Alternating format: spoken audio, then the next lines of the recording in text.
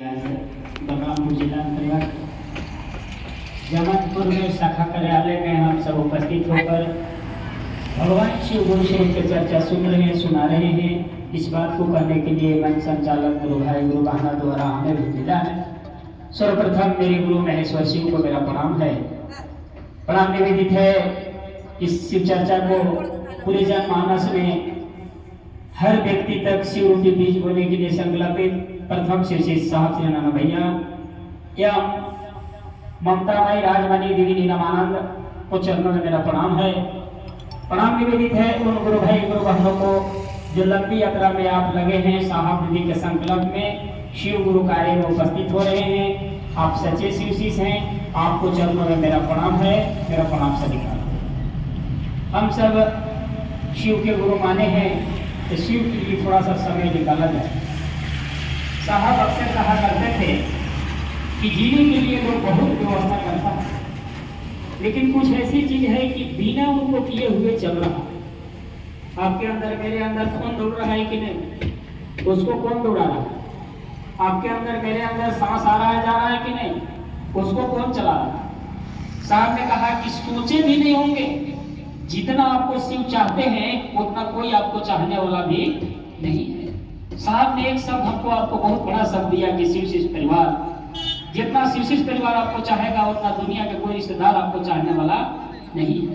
शिव शिष्य परिवार गाड़ी में टांग के बैठा के ला रहा है। अभी साहब दीदी के परिवार हम लोग के बीच में आए। रांची बहुत सारे हैं, भारत में बहुत सारे लोग हैं, हस्ती लोग हैं, लेकिन हमको आपको उतना नहीं परवाह करता है जितना साहब दीदी के परिवार करता है। पंचम भैया के घर में आए, यहाँ के बाद रामानुज चर्चा भवन में गए, मेरे यहाँ गए। एक शिवशिष्य परिवार ही ऐसा काम कर सकता है, बाकी किसी नेता मंत्री या किसी राजनीतिक से जुड़ा हुआ व्यक्ति हमको आपको इतना सफलता देने वाला नहीं है। कितनी सुंदर बात साहब ने कहा कि शिवशिष्य परिवार अगर बनेगा, चाहे झारखंड के हो, चाहे छत्तीसगढ़ के हो, चाहे महाराष्ट्र के हो, सब एक परिवार होगा। कोई इसका ग्रुप नहीं होगा, कोई इसका फुटाव नहीं होगा, कोई इसका टूट नहीं होगा, सब एक होगा। आज हम लोग शिव के गुरु माने हैं। क्षेत्रों में तरह तरह के लोग प्रक्रिया करते हैं साहब दीदी से हट के, कहीं झाड़ फूंक, कहीं दरसाई खिलाई, कहीं तीन सूत्र के अलावा नहीं जानते हैं तो साहब दीदी के बात नहीं, अपना बात ज्यादा, साहब दीदी के बात कम। दया होगी कब? जब साहब दीदी की बात होगी तब। साहब ने कहा है कि महादेव से दया मांगना, महादेव नहीं करेंगे तो मैं दया करूंगा, मेरा वादा है। आप गुरु काज में चलिए, आपको मैं मदद करूंगा। दया हरिंदर का है, दीदी का है। साहब दीदी की अंगुली अगर आप पकड़ लीजिएगा, सचमुच में आप शिव शिष्य बन जाइएगा। ये मेरा अनुभव बताता है। मैंने शिव के गुरु जब से माना हूँ, तब से साहब दीदी के परिवार से मिला हूँ, तब से साहब दीदी के परिवार से मैं चल रहा हूँ। और कोशिश है कि साहब और दीदी हम लोग के हमेशा चलाते रहें। हम लोग चलने के लिए तैयार हैं। साहब और दीदी से मदद मांगिए, बिना उनकी मदद के दुनिया में कुछ होने वाला नहीं है। आखिर महादेव ने साहब को ही क्यों चुना? यह धरती ऋषि महर्षि से भरा हुआ है, धरती जादू टोना वाला से भरा हुआ है, धरती तांत्रिकों से भरा हुआ है, लेकिन महादेव ने किसी को नहीं चुना, साहब को ही चुना। और साहब को चुन करके ऐसा सिस्टम दिए कि जिस सिस्टम से पूरी दुनिया बना रहे हैं। चाहे आप कहीं जाइए, शिव शिष्य परिवार, शिव शिष्य परिवार, इसके अलावा आपको कोई कुछ कहता होता नहीं है। जाति भी नहीं पूछता है, आपके धर्म भी नहीं पूछता है। साहब ने कहा कि किसी जाति से हो, किसी धर्म से हो, किसी संप्रदाय से हो, किसी पंथ के हो, वो शिव के गुरु आसानी से मान सकता है बिना किसी के परमिशन से। साहब ने भी कहा कि अगर भिखमंगा से भिखमंगा आदमी अगर शिव के गुरु मानेगा तो मेरा आदमी है, मेरा कलेजा का टुकड़ा है, उसको कोई उल्लू बनाएगा, कोई ठगेगा, कोई झूठ बोलेगा तो उससे मैं बर्दाश्त करने वाला नहीं हूँ। जान लीजिए भाई बहन, आज तक आपसे लिया के बजाय दुनिया वाला किया, लेकिन साहब ने ऐसा चीज दिए हैं जो शिव गुरु के दे दिए, जो जगत के ईश्वर थे, जगत का भगवान थे, जगत के दाता थे, वो आपके गुरु हो गए। साहब ने कहा कि आज तक दुनिया में सब चीज आपको खराब मिला, बेटा खराब मिला, बेटी खराब मिला, पति खराब मिला, घर खराब मिला, रोड खराब मिला, लेकिन मैंने दे रहा हूँ जो संसार में सबसे बड़े गुरु है, जिनको आदि गुरु, जगत गुरु, विश्व गुरु कहते हैं, गुरुओं के गुरु महागुरु कहते हैं, वो आपके गुरु हो रहे हैं। आपके जीवन में कोई कमी होने वाला नहीं है। सचमुच में शिव शिष्य परिवार में कुछ न कुछ महादेव की दया बढ़ी है, तभी आज हम आप ठंडा घटना व्यवस्थित में बैठे हैं। नहीं अगर दया होती तो हम आप यहाँ उपस्थित नहीं हो पाती। यह धरती पर साहब दीदी के परिवार साहब का जेठ पुत्र अर्चितानंद भैया का सौभाग्यवान इसी जगह से हुआ है और इस कार्यालय को पिता भी काटे हैं, उद्घाटन भी किए हैं। बरखा दीदी का सौभाग्यवान यह कार्यालय में हुआ है। इस धरती धन है, इस धरती में हम सब प्रणाम करेंगे तो हमको आपको महादेव की दया होगी, क्योंकि साहब ने कहा है कि शिव को जो जानेगा, मेरे को जानेगा वही शिव को जानेगा, मेरा को नहीं जानेगा तो शिव को जानना उसको संभव नहीं है। तो साहब दीदी के परिवार हमारे परिवार हैं, साहब दीदी का घर मेरा घर है, मेरा घर साहब दीदी का भी घर है। साहब ने कहा भी है कि शिव परिवार के घर मेरा घर है, शिव परिवार का धन मेरा धन है, शिव परिवार का जो भी चीज है मेरा है। तो हम अब आपके परिवार में शामिल हुए हैं। अब रही बात कार्यालय का, तो कार्यालय में जो गुरु भाई गुरु बहन सक्षम हैं, जो शिव चर्चा के बारे में जान गए हैं कि मैं शिव में जुड़ा तो मेरे को दया हुआ, तो संस्था का हमको चलाने के लिए खर्चा होती है। जैसे मान लीजिए कोई भी चीज चलता है तो खर्चा से चलता है, आने जाने में, बातचीत में। बहुत ऐसे सुदूर क्षेत्र है कि गुरु काज के लिए साहब दीदी के परिवार जा रहे हैं तो खर्चा तो हो रही है, तो हमको आपको सहयोग करना चाहिए, क्योंकि साहब दीदी के परिवार का अलग से कोई परिवार नहीं है कि उनको कोई देगा। परिवार हम लोग हैं तो हमको आपको सहयोग करना चाहिए। दूसरी बात कि साहब ने इतना बढ़िया सिस्टम बनाए हैं, 3 संस्था है जो कि वैश्विक शिव परिवार है, हैदराबाद फाउंडेशन है, एक शिव परिवार है। तीनों संस्था ऑनलाइन है।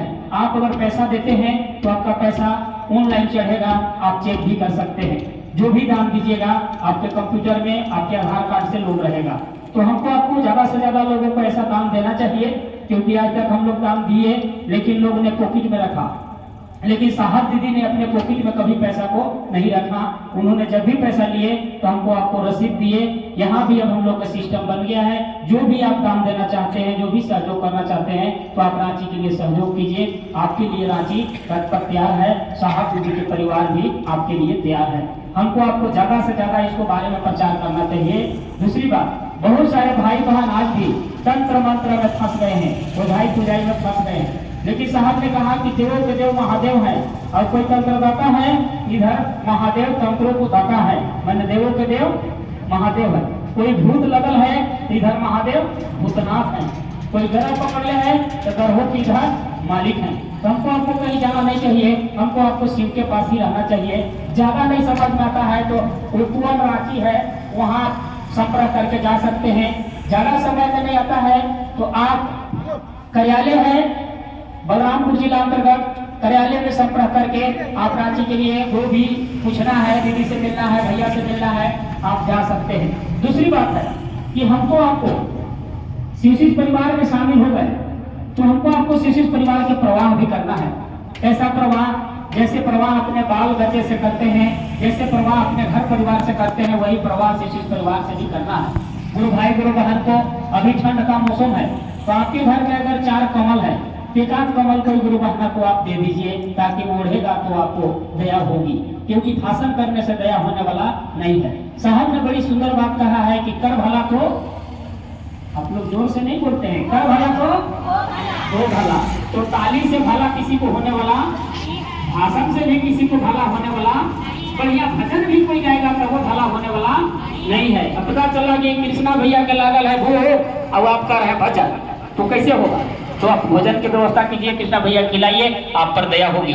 साहब ने कहा कि कोई न टूटे कोई न छूटे, सबके लेकर चलना है। चाहे हमारे बहुत सारे गुरु बहन उधर आई है 60 साल 70 साल के, उन लोग के आप लोग पीछे बैठा दिए हैं, होना चाहिए उन लोग के आगे, लेकिन पीछे कर दिए, क्योंकि आपके गार्जियन है, आपके वो माता पिता हैं, उसको आप प्रणाम कीजिएगा। साहब एक बार संगोष्ठी किए थे रांची में, उस संगोष्ठी में मैं गया था।